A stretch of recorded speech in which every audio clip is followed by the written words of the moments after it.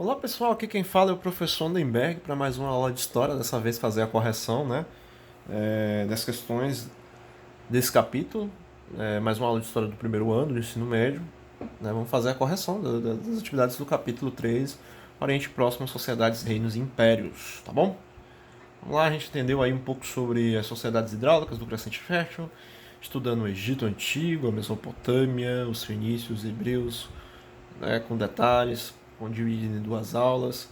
E dessa vez, agora em duas partes, né, de videoaula. E dessa vez vamos fazer aí a correção, né, das questões. Se eu não me engano, são 10 questões? 10 questões, exatamente. Vamos lá, primeira questão.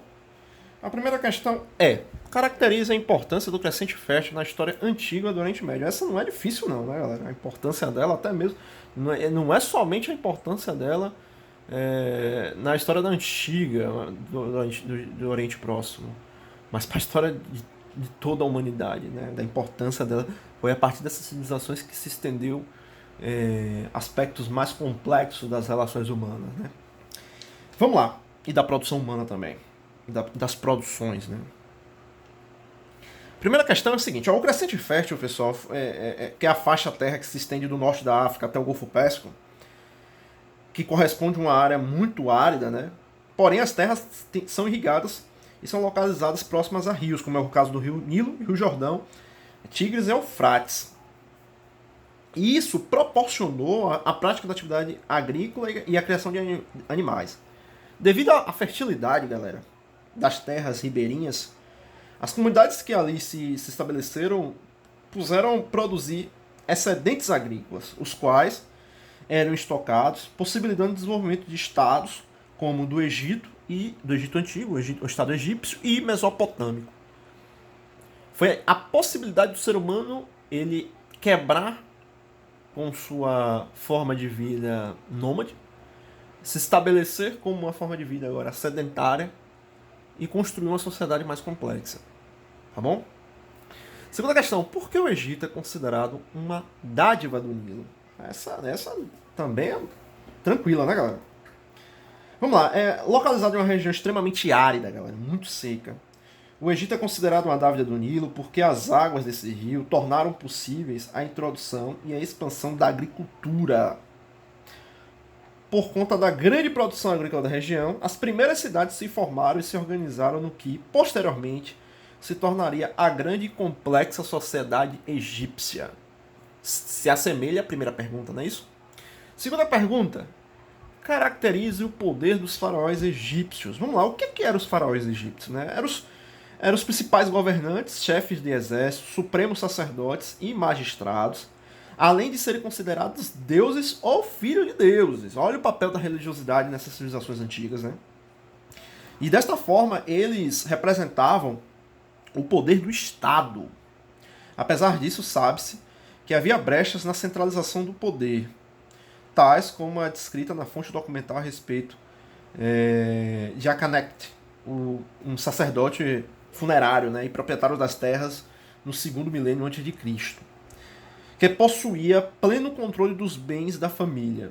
A unidade familiar expandida caracterizavam-se por uma autonomia econômica e administrativa.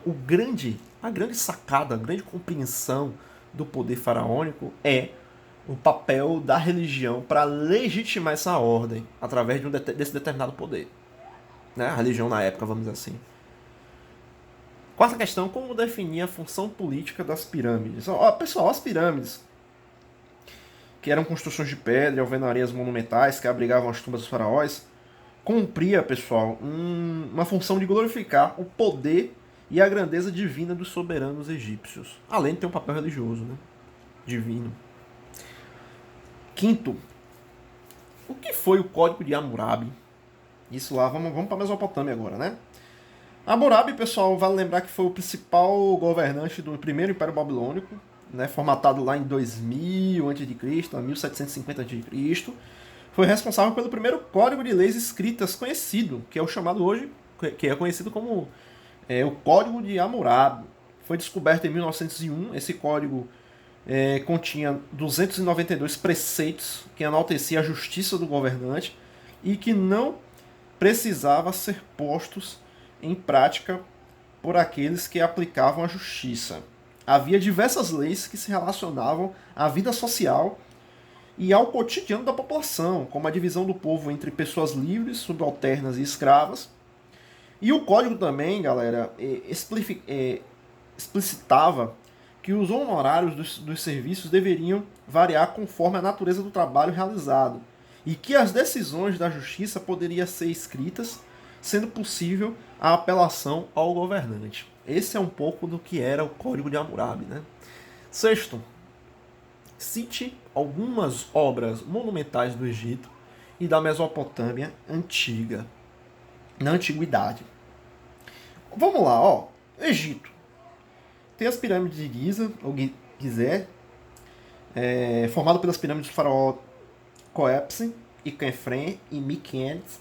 E na Mesopotâmia, Zigurate de Ur e os Jardins Suspensos da Babilônica. O Jardim Suspenso da Babilônica é o que tem mais destaque, até ocorrem representações de alguns filmes sobre civilizações antigas, trata faz representações desse tal Jardim Suspenso, né? Sétimo, por que podemos considerar o antigo Império Persa o mais expansionista dentre todos os impérios militaristas do Oriente Próximo? Ah, lógico, isso aí é muito simples, né? Não é difícil.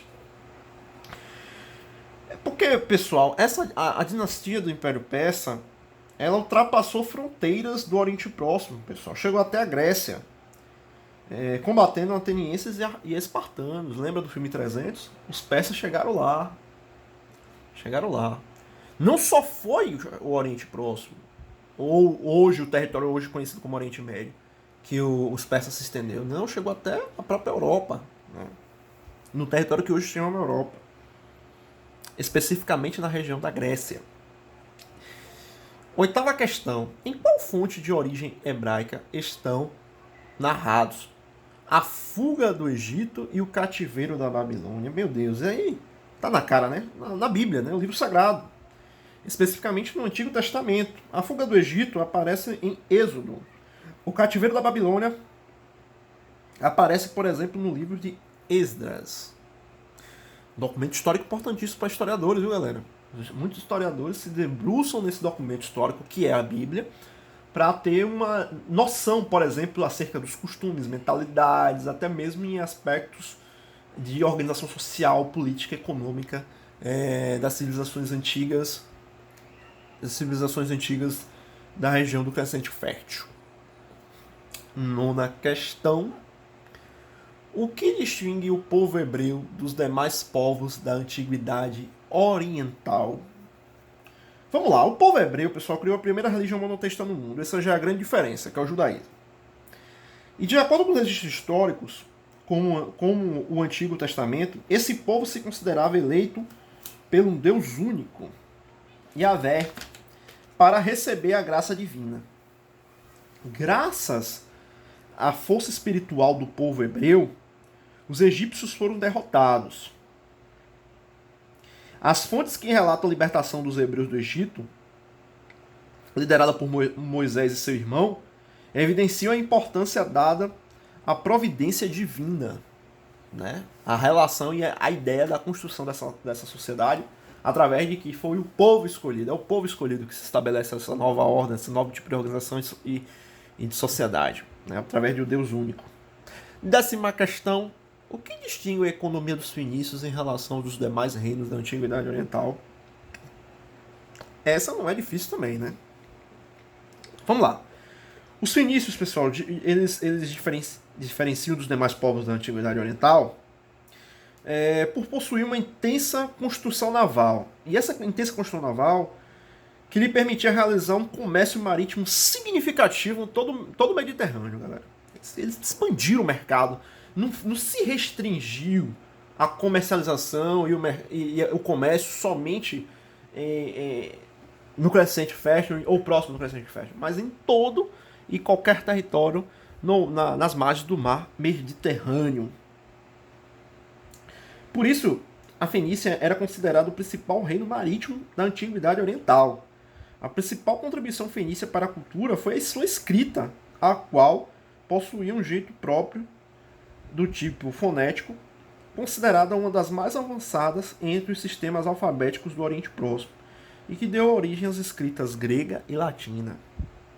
Fundamental importância ter essa compreensão da importância fundamental de grande importância sabermos o quanto foi fundamental o alfabeto fenício para a formação de diversas línguas, né?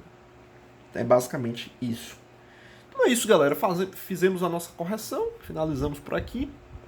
A nossa próxima aula vai ser dando dicas e orientações sobre uma revisão, tipo uma revisão, né? Sobre o que devemos fazer, como iremos responder a nossa prova. Então, basicamente isso, pessoal. E até mais. Tchau, tchau.